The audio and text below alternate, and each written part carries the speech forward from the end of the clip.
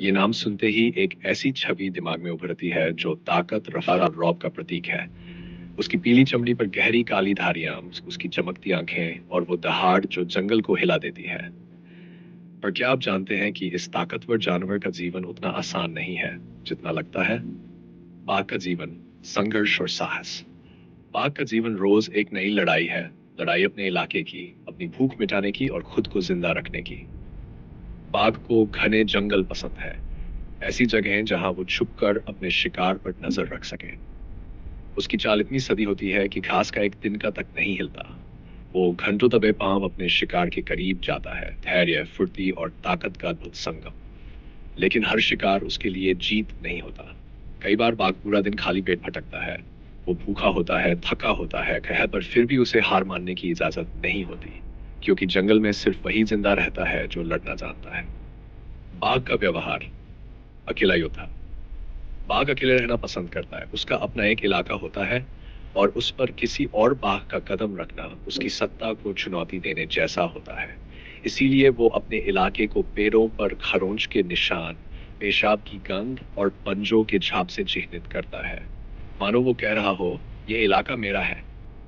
लेकिन इस क्रूर शिकारी के भीतर एक संवेदनशील पक्ष भी छुपा है, खासकर तब जब वो पिता बनता है या जब एक बाघिन अपने बच्चों के साथ होती है। बाघिन अपने शावकों को प्यार से संभालती है, उन्हें खाना खिलाती है, शिकार करना सिखाती है और हर खतरे से बचाती है। उसके लिए उसके बच्चे ही उसकी दुनिया होते हैं। बाघ का संघर्ष, इंसान और जंगल की जंग। लेकिन इस जंगल का राजा अब खतरे में है। पेड़ कट रहे हैं, जंगल सिकुड़ रहे हैं और बाघों का घर उनसे छिनता जा रहा है। भूख से बेहाल बाघ कभी कभी इंसानी बस्तियों का रुख कर लेते हैं। वहां उनकी मुठभेड़ इंसानों से होती है और इस टकराव में कई बाघ मारे जाते हैं। लेकिन सोचिए, इसमें बाघ का क्या दोष है? वो तो सिर्फ अपनी भूख में मिटाने के लिए भटक रहा होता है, उस जंगल को ढूंढते हुए जो कभी उसका घर हुआ करता था। बाघ को बचाना क्यों जरूरी है?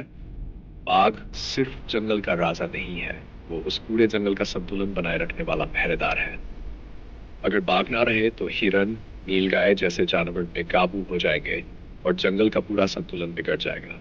इसलिए बाघ को बचाना सिर्फ उसका संरक्षण नहीं है, ये हमारे जंगल को, हमारी प्रकृति को बचाने का जरिया है।